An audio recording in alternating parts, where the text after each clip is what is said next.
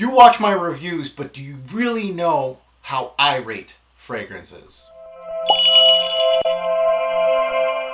Hey YouTube fragrance family, welcome to my video on how do I rate my fragrances on my fragrance reviews on my channel. How to understand how I rate or judge fragrances.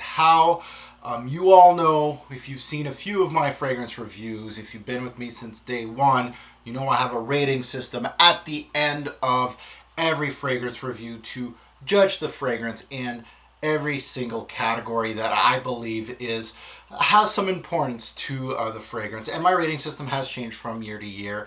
But it's nice to know what your fragrance reviewer actually values in a fragrance when they're doing fragrance reviews, because some people see my rating system and they just take a look at it and I've had this before, longevity's beast mode, projection's beast mode, and the scent smells like crap, and I have an overall score of a 4 out of 10, and people are up in arms saying, well, Mark, you gave the fragrance a whole bunch of 10s. What's the deal here?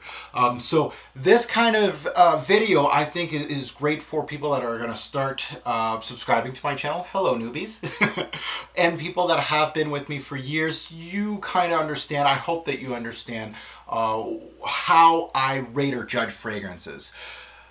The thing to note is, and the great thing to note is, early in my journey on YouTube, the first couple of years, I used to rate fragrances a lot about my personal taste.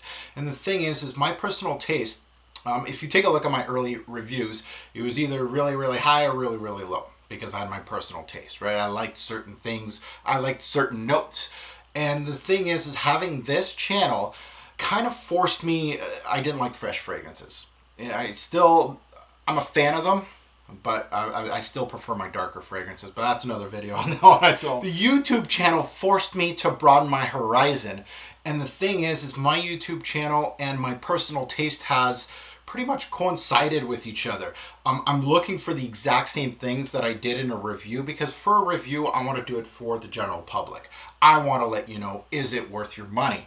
That's the most important part, and it really, you go for my personal taste, and I always throw in a lot of my personal taste, my personal journey in every fragrance review, don't get me wrong, but it just seems like early on in my fragrance YouTube career, it seemed like, Le Mal's the best, Cruzato Chrome's shit.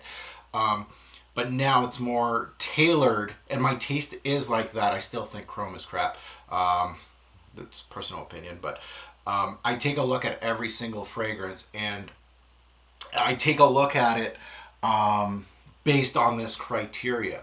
And it forced me to like summer scents, or the channel forced me to dig deeper, try to find something that seems interesting to me in the summer game. And I have very solid summer and spring list because of that. Over the years, I've forced myself to purchase and smell out more summer fragrances, even though I'm looking for things that excite me: tobacco-based, leather-based, incense-based fragrances that are much darker and different.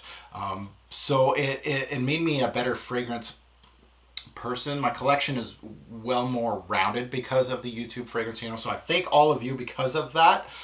Once everything collided, it just went like this for me, and the YouTube channel is just so seamless to do a fragrance review now. So but it was a hard task for me to really evoke what I wanted to say about a particular fragrance, even though it was bad, and not call it shit, dumpster dive, or whatever, and people getting angry because it's their signature scent. So the overall score in all my fragrance reviews isn't deemed around everything else in the rating system. So there's longevity, projection, compliment factor, price versus quality, versatility, the scent itself, compliment factor, etc., etc. So that is pretty much my rating system scores. Those scores is not built into the last score. The last score is what I deem as a full score of the fragrance, and that goes to a lot of different categories.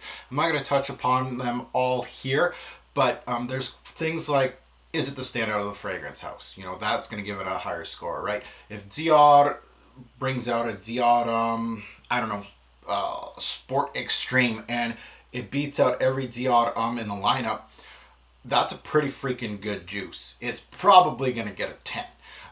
So it goes from that, it goes from, has a fragrance house have a lot of flops against everything, all the other fragrances in that category, quality, blend, I can go on and on. So there's a lot that goes into that last final tally of a fragrance review. So anyway, this video, anybody that is semi-serious on their YouTube channel as far as fragrance reviews should really let their subscribers know exactly what's important to them and how they actually judge a fragrance. And it's funny for me that my personal taste and the way I judge a fragrance goes hand in hand, because when I say a fragrance is a 10, I mean it. And to note, just because I'm doing this video does not mean what I think I deem number one is what I think should be number one for everybody. Everybody has a different list. Now, the reviewer or the person that motivated me to actually do this video was none other than Mr. Jeremy Fragrance. Months back, I think, or at least a few weeks back, he actually did a video that said, how do I rate fragrances? And I felt it was a really interesting fragrance video.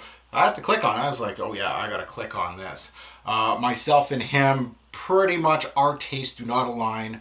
The way we review, complete 180. I'll be honest.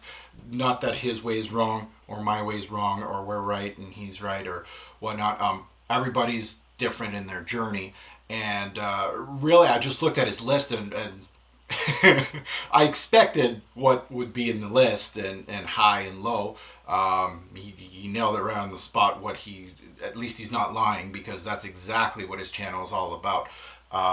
Compliment factor, ladies' reaction was number one, obviously, but it just made me think, that's a pretty good video idea. Might as well tell my subscribers what's important to me, because if you're looking for compliment factor and ladies' reaction, you're probably on the wrong channel. This is not what I'm about, and you're gonna see that in this video. So let's get to it. At number one, we'll start with number one and we'll move our way down. Might as well do that. Now, number one for me, when I'm reviewing a fragrance and doing a fragrance review for all you fine folks out there, the number one factor for me when I'm first delving into a fragrance, let's take a look at D'Autumn, because it's right here. D'Autumn, there it is. When I first look at this fragrance and I'm like, okay, I'm going to review this on YouTube, and first initial sniff, and that's when it hits me. What is the most important factor? What is going to drive that score up to a 9 or a 10 is the quality of the scent. That is 100% the most important factor for me personally as a fragrance head. Personally, for me, when I smell a fragrance, I'm looking for quality. And quality means different things, and I'm going to get into it. But something like D'Autumn has that quality to it. So quality of scent is by far and ahead the most important factor when reviewing a scent on my channel. Is it quality? It's always in my mind. Quality does not immediately scream niche. Don't get it twisted. Don't think, oh, Mark's thinking $500 fragrances is higher quality than D'Autumn. Hell to the no. It's not about niche. It's not about designer. It's not about being super unique. It's not about that. Now, quality can go into being unique depending on which note you're looking at. Quality and price do go hand in hand, though. I do need to admit that if you look at a higher price range, obviously the criteria goes up for me. If you're a $500 fragrance, you better scream out quality, and you better be unique as hell, and you better be the best in the game. If you're not worth $500. So looking at D'Autumn right here, under $100. This, to me, as far as quality goes, screams out amazing. It screams out 10 out of 10. D'Autumn, this fragrance at $500, still screams out quality, but then I have to look at others below it. Is it worth that price range? So this is what sets a scent apart when you have sniffed tens and hundreds of thousands of scents. It's immediate to me, first sniff, the quality of a fragrance. I will compare it to the rest of the scents in its category. I will compare it to the rest of the line. I will compare it to all other designer scents, niche scents, and decide, if it's quality to me to my nose. Now, this is an iris-based fragrance, so the primary note is obviously the major factor for quality of a scent, right? This is based on iris. Is it the best damn iris I've smelt? Freaking close. And for a designer scent, that is nailing it right out of the park. There's no iris-based scent ever in the designer game that has even come close to a Dior fragrance. Not even close. Not even in the same ballpark. There's niche fragrances that would even love to sniff like the iris in this fragrance. So Dior, as far as quality, I'm using it as an example just because it's close to me right now. Doesn't mean it's your personal taste. You don't like iris, well, this is not going to be for you. You might say it's feminine, things like that. That's out of the equation. I'm looking at it as an iris-based scent. As a fragrance reviewer, I'm looking at, okay, irises, a bunch of fragrances, populated in my mind, and I say niche. Yep, this is beating out like 99% of them. Damn, that's really good. Designer, same price point. Nothing even come close. It's the winner of the category. Well, that's important to me. That means I'm going to let you guys know, if you like iris, this is going to most likely be your favorite iris. Now, talking about quality, and summer and spring's coming, I wanted to utilize grapefruit as my also another example. If it's a grapefruit scent, then how is the grapefruit? Is it authentic? Does it smell real? It's not synthetic. It doesn't smell, when you close your eyes, and there's different grapefruits, and I'm using Pampelune here from Guerlain, under $100. A little harder to find, maybe in the women's section. It might turn out a little feminine to a lot of people. That doesn't matter. The grapefruit note in this particular fragrance, is it authentic? Yeah, one of the most authentics I've smelt. Does it smell real? Yes. Is it chemical smelling? Hell no. If you put that on a strip, you blindfolded me, I would actually think that you had a grapefruit right in front of my nose. Is the grapefruit doing something no other grapefruit scent does? Well, in the designer game, as far as anything under $100, it's there's so many grapefruits out there, so many grapefruit scents. A lot of designer scents utilize grapefruit for their introduction. Very short-lived, very much synthetic smelling. This is very authentic, and it lasts quite a bit. So the uniqueness, is it there? So those are things that I look for when doing a fragrance review. This is why scents like Dior with the iris makes niche iris scents really not worth purchasing. And then that is something that, fragrances like this is a benchmark. It's a benchmark now for iris-based scents. If you're going to go, very straightforward, just buttery iris, you better come with it. And, this makes a lot of these niche, high-end, $100 to $500 iris-based fragrances almost something that I'm not even looking for anymore. Mugler Cologne, same thing. Prada Infusion d'Homme, make any niche soapy scent almost not worth purchasing because it's so well constructed. Again, Mugler Cologne, not the highest quality, but it does smell like Irish Spring soap. And it really does. Prada Infusion d'Homme, probably one of the best soapy-based fragrances, if not the best soapy fragrance, bang for buck, on the market. So high quality blend, high quality notes are what the most important factor is in my criteria. Quality can mean many other factors, like having an amazing top note to sell fragrances and having just a typical dry down for a quick sell. Those things actually annoy me. So quality can go in different factors. This is more about the quality of one particular note, but it's not all about that. It's also the quality of the blend. Does it push together at the same base? If it's an iris-based scent, does everything come together as an iris-based scent, pushing out that iris? The secondary notes blend together with it to push out that iris, giving it a different aspect to the scent. So very, very much, I can go in so much detail. I'm going to try to make this video very, very short for all of you. So quality of the scent is primal for me at number one. Now number two, my second most important factor when reviewing a fragrance must be uniqueness. Once you have smelt thousands of scents, or you own quite a few, you start getting picky and you do want something unique.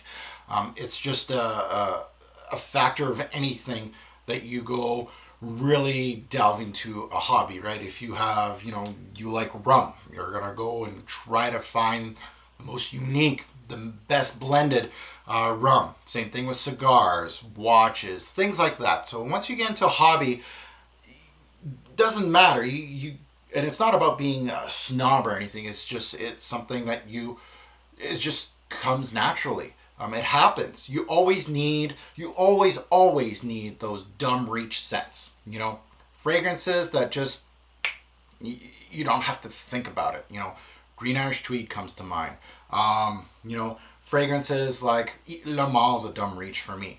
It might not be for you. L'Homme by Yves Saint Laurent, Bleu de Chanel, Sauvage. Fragrances like that may be your dumb reach sets. Those are the type of fragrances, highly versatile, easy to wear, very pleasing. It will give you good longevity projection. And it's almost like it's a fragrance that was built as a designer fragrance, high pleasing, all that. Everybody needs those. I got tons of those. So really, when I stumble upon a fragrance, a new release, we'll say something that's brand new, something like this. Let's use something. Agar Blend, fairly new release by Davidoff. The uniqueness to this fragrance as a oud-based scent needs to be there. I own probably, I'd say, at the top of my mind, probably own 50 oud-based fragrances, and that's probably saying it lightly.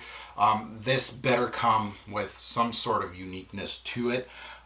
So those are, fragrances that stand out. All those dumb reach fragrances, they're nice to have, and you have to have at least a couple of those, or at least just one. Very versatile, easy to wear. But the really special ones are the ones that are different, make you stand out, and those are the ones that get that wow factor. As a fragrance head for me, I'm looking for that wow factor, something that's different in the game. This may not be a factor for someone looking for a signature scent, or maybe it will be, and you're looking for something that's different. But it depends where you are in your journey. Some people just like people pleasing, compliment factor, just the same old blah blah blah. There's different subscribers out there. There are people out there that are watching my videos that do want to see me review Sauvage or Bleu de Chanel, and I'll tell you right now, those type of fragrances, yeah, they'll get a solid score, but they're not going to be 10 out of 10s. They won't. I'll tell you right now on camera, if you're waiting for a Bleu de Chanel fragrance review and you're expecting a 10 out of me, it's not going to happen. It just isn't, it doesn't have that wow factor, and I'm looking for that. Fragrances like Enchanted Forest or Mount Fraiche of the world, those are fragrances that are best in class. Mount Fraiche is the best mint, fresh mint, hands down, that I've smelt in my journey. That's what I'm looking for. Again, uniqueness is not only found in the niche world, and I just want to kind of throw that out there, but you have to understand that designer fragrances, the designer world is very different. They're there to sell in high bulk, and it's a copycat world in the designer game. So is the niche game, but I look for the next big thing in designers too. So like something like this, when this was first released, Dioram, huge controversy. This is huge, I heard it all, highly feminine, not a man's fragrance. Really, people were saying this is going to be the end of Dior. Where are they going with their brand? And to be completely honest with you, the Dioram brand, Dioram Sport, Parfum, DHI, is probably the best modern line in the designer game for men ever in the designer game right now. Definitely 100% hands down is the best lineup, and my personal opinion that includes quality, which is number one, uniqueness is number two. Again, those fragrances use the same kind of base, but they still are really great on their own, and that's a huge factor in designer fragrances. When you're completing flankers after flanker, sometimes you're recycling the same base.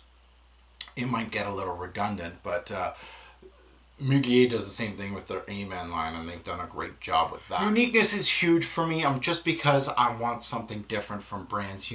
All these different clones, or 1 million, huge fragrance when it first got released. All these copycats coming through. Why would I highly rate a copycat fragrance when 1 million, longevity projection is huge, the scent's actually very decent. Yeah, it's not, it's synthetic, but it's not synthetic to a fault. 1 Million was a beast in its own, and I gave it a 10 out of 10 way back when in 2009. And all these copycats, that's something that I don't respect, right? You're following a trend, and designer fragrances do that. That is very important to me at number 2, uniqueness. Number 3, what's important to me after that is versatility. This is not huge. It's not a deal breaker for me. If you're not versatile, it's probably because you're a beast in some way. It's all about having a well-rounded collection. Versatility is not huge. Being versatile is only good if you're looking for one signature scent. If you want one signature scent, yeah, it's probably nice to have one that's actually versatile that you can wear all the time because it's your signature scent. Or you have less than 5 bottles in your collection or something like that. You want some versatile fragrances that you can wear daily wear, you can wear, for any real occasion. Versatility is good for that. For me, goddamn, just look beside me. Versatility is not something, it's nice to have. How many versatile fragrances I own? Hundreds. It's not a factor anymore for me. To you and my fragrance reviews, versatility is a factor, but it's not huge. I look at every fragrance for what it is. Versatility is nice, like Green Irish Tweed. Versatile, yes. It's great to have it as a versatile scent, but there's something about wearing a fragrance like, let's say, a Black Afgano, Angel Men, for specific situations. It's just something about those fragrances. So versatility is not an end-all be-all in my fragrance reviews. That goes to number 4, pricing. Pricing hits me when I know for you as the consumer are being sold crap as fragrances, and they're not worth the price. That is something that I look into when designers, this is the huge factor, when designers sell brand new releases. Brand new releases on YouTube is the whole rage now. And I said it before, way back when, I said if you want to be a popular YouTuber in the fragrance game, talk about brand new designer releases. People will flock to your videos. They want to know what this new fragrance smells like, or they want to know what people think about it before dropping the money on it, right? When designers sell these brand new fragrances, they hit the highest threshold as far as price range. If a brand like Dior will sell a fragrance, they're going to give their price point, whatever it is, $100 to $120, their highest threshold. If it doesn't sell, it goes lower and lower. Same thing, like that's when they hit discounters and things like that, or they get discontinued. So they have their highest threshold. Case in point, Calvin Klein sells a new fragrance. They're going to sell it for $80. You know full well, because you're in the fragrance game, Calvin Klein fragrances. You're not going to pay full retail because it's going to hit bargain bins real soon. Paco Rabanne, same thing. Brand new in Canada, these fragrances, you go to like a Shoppers Drug Mart or something, $70 to $100 to $120. It's climbing now. It's getting steep for designer fragrances. Never, ever build into a hype of a brand new fragrance. That's when I review a fragrance, a brand new release. I will tell you full well. I just did one with the Montblanc Legend, one of the legends. It's a brand new release. Don't pay $80 for that crap. It's not worth it. And that's just me just saying, I've tested so many fragrances. For me, I'm going to tell you what's actually worth $70 to $100. Is it worth it? Something like this stood the test of time. It's selling. This is worth the $70 to $100 Dior pricing. But, a Dior, I don't know, I'm trying to think, is not worth the pricing. So again, it's very low in the totem pole as far as pricing, because the only real factor here is you guys not to buy junk. And this is a huge thing with the summer scents coming out, the flankers. People that are new in the fragrance game, they just started and they're watching their fragrance reviewers. Things like the new Le Male, the Eau Fraiche. Pie was huge last year. I don't know why, but it was. Le Male Superman is out now. Le Male Eau Fraiche is not a new thing. They've been popping those out since the late 90s, just to let you know. And they're very much the same. They smell the same. So going to a store right now, because it's brand new release now, Le Male Superman, it's going to retail for Canada, it's going to be like $90. $90 for an Eau Fraiche version of Le Male. Again, Eau Fraiche Le Male is very sweet. which I don't get for summer, but it's very, very sweet, and it has, obviously, it emphasizes the fresher ambiance, the fresher notes in the Le Male DNA. That's all it is, and that's what it's been since the late 90s. So the chance of it smelling like Pai Pai, the Superman one, is like 90%, 95%. Just buy the old version online for $30. Now, Pai Pai had a huge hype, so it's going to be hard to find, and it's not going to be for $30, but you know what I mean. Pricing needs to equal the quality of the scent. These old Freisches, not worth $90. Telling you right now. And that goes back to quality, number one. Now going to 5 on the Richter scale. 5 would have to be performance. Performance is not the end-all be-all of fragrance reviewing. For me personally, I don't look at performance as a deal breaker. You can, let's take a really synthetic shitty lavender, because I hate my shitty lavenders. Okay, shitty lavender, beast mode longevities, 10 plus hours. Projection projects like a beast, smells like shit. Versatility, I guess because it's a lavender scent, it'll be highly versatile. It's gonna get 3 10s, we'll say, on a fragrance review with me. Does that make it a good scent? Hell no. So performance, the fragrance industry, thank the Lord, is going away from beast mode scents. That is the 80s. The 80s was beast mode. 90s, it was getting more into the fresher genre, but beast mode scents is a thing of the past. Beast mode scents are made for certain reasons. You know, there's still, you know, performance is huge for a lot of you out there. For myself, it has a place. You know, I don't want a fragrance that's going to last me 2 hours and die off. No, that means it doesn't have quality. That's basically all that means. A fragrance should last at least 4 hours. At least. So, beast mode. Let's go back to beast mode. You know, am I always looking, in my fragrance reviews, am I looking for something that's going to power through a door? No, I'm not. Again, it goes back to having a well-rounded collection. Case in point, at work, do I really want a huge performance getter? Am I going to spray 8 sprays of 1 million and walk into the office like a boss? No. I don't want to be that guy. Do I want to put Angelman 8 sprays and go, or Black Afgano and go into the office? No. Again, well-rounded collection. Does that mean, you know, Black Afgano is going to get a better score than something that's a little weaker? No. No, it's not. If they're both quality, that means they're both probably going to have the same type of score. So something that lasts 8 hours and hardly projects is great for work, we'll say, because I'm in the office, I'm going to be there for 8 hours. I'm looking for performance as far as longevity goes. So there's a lot of scents that do last that 8 hours, but projection, they stay closer to the skin. Obviously that sexiness, that sexy appeal, I kind of want to stay away from that. I'm not going to the club. I'm not trying to pick up coworkers. I'm there to work. I don't want to offend. So I'm looking for things that are very easy to wear. Then that's where your Sauvages, your Bleu de Chanels, and your, you know, things like Dior Sport, Chanel Allure line, very good for that. That's where a lot of my designers go into play. A lot of my designers get a lot of play at work. Because they're not daring. Again, I'll push the threshold. I'm known as the cologne guy. Not cologne guy as, oh my God, he stinks. No, I'm at work. I'm very respectful, but I am the cologne guy, and they know. So sometimes I push the threshold. Yes, I've worn Black Afgano at work, 1 spray.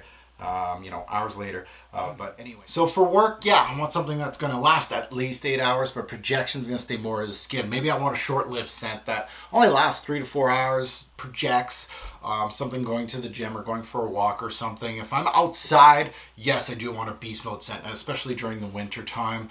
If I'm on a date, I do want something with moderate projection on all sides. Longevity, same thing. I want it to be moderate. I want them to come closer to me. Not everything needs to be beast mode, and that is something hopefully that my subscribers are going to grasp during my fragrance reviews, is that performance is not everything. It's all about having a well-rounded collection. You know, you want that beast mode fragrance. You're going to wear it from time to time, but you don't want it all the time. You need that one versatile fragrance that you're going to wear, you know, has a great longevity. Projection might be okay. And let's go to dead last. You know, there's a lot of categories that I go through, and there's a lot of things that I haven't mentioned in this video, but this is the the major factors of people that do watch videos wanna know.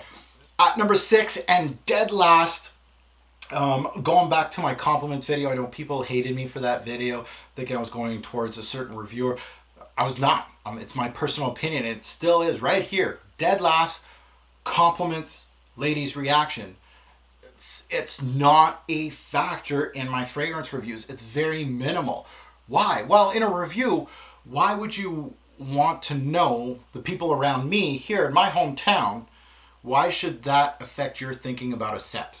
Because girl A, B, C, and D in my hometown that I see every day, and they might be pretty, they may be ugly, but at the same time, they're giving me compliments. They love Black Afgano. It's the penny dropper in my hometown. That does not mean that fragrance is a lady killer. Doesn't mean it's a compliment beast.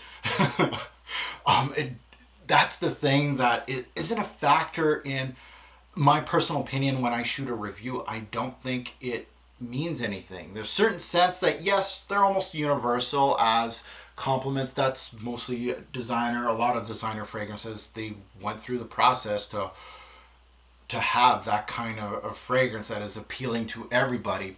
But what works for me might not work for you, and vice versa.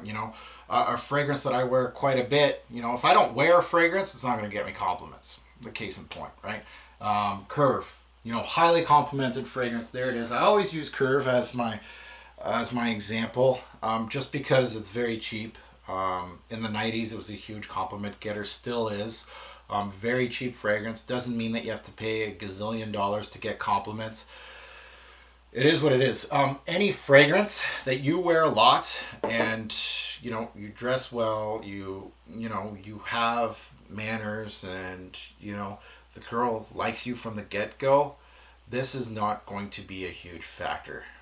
Yeah, I do think that you should take your time and get something that you like, that you enjoy. I will not wear a fragrance that I hate to get compliments. It is what it is. Sauvage, high compliment getter, apparently, from YouTube videos. How many times have I worn it in the past year? Now, I've had this bottle for about 2 years. Probably worn it. I could probably put it on my hand. How many times? Have I had compliments when I wore it in the past, 5, 6 times I wore it? Yeah, I couldn't stand it. I couldn't stand the fragrance. I hated it. Am I going to wear it to get compliments? No, I got a wife. I got kids. I'm not here to count how many compliments I'm going to be getting. Yes, I count them for reviewing purposes, but it doesn't bring up the score in my fragrance reviews. Why? Because what works for me may not work for you. So this factor has no bearing on any score, or hardly any bearing. In my personal buying guide, when a reviewer says high compliment factor, panty dropper, lady killer, whatever they say, it doesn't move the Richter scale at all for me. When you're doing a fragrance review, let's say you're doing on Curve and you're saying I had 200 compliments on this in the past 6 months. Okay, good for you. Seriously, good for you. Good job. That is not going to make me go on Fragrantica and put it on, I have to buy this, or go on eBay and buy it for $10, because that's how much it's going to be. If a fragrance reviewer, somebody that I highly respect, says, this is a great blend. This is something that I've never smelt before. This is best in class. If Dior released a new fragrance and a reviewer that I highly respect says, Dior, this is, let's say it's a new Dior Homme Flanker. Brand new, 2017, Dior Homme, I don't know, Dior Homme Oud. And a fragrance reviewer that I highly respect says, this is the best from the Dior Homme line. And I'm looking at the note breakdown and it looks interesting. And I highly respect that guy, and he's saying blend is amazing, things like that, all the right keywords, that sells me on a fragrance. That sells me. If he comes up and says, lady killer, 20 compliments in one day, what do you think? Yes, good job, buddy. High five, internet high five. But anyway... Again, I don't want this to be misconstrued as me going after somebody. If that's your reviewing style, if that's your audience, great. That's not where I am in my journey. my subscribers, at least you guys know out there now. If you didn't know, now you know where I'm at. This is what I take fragrance reviewing. This is dead last for me. Compliments Ladies Reaction. If you're looking for that, there's a channel. There's many channels for that. As far as compliments go, you type in top compliments, and there's going to be videos with tons of views on YouTube, and this is where.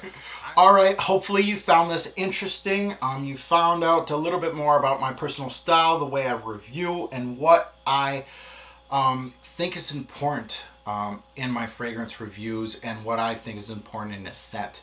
Again, you heard it here, what I think, my personal opinion on what I think is very important in fragrances, and I think is important to portray on a video. So thank you for watching, guys. Please comment below what you think is important in fragrance review for you. Again, if it's compliment factor, put it down. I'm not going to block you because you say, or I'm not going to hate on you because you say compliment factor is huge in fragrance reviews, and that's why, Mark, you're not even on my Richter scale. I hardly watch you anymore. Well, yeah, I understand. I understand fully. So thank you for watching. Have a good one.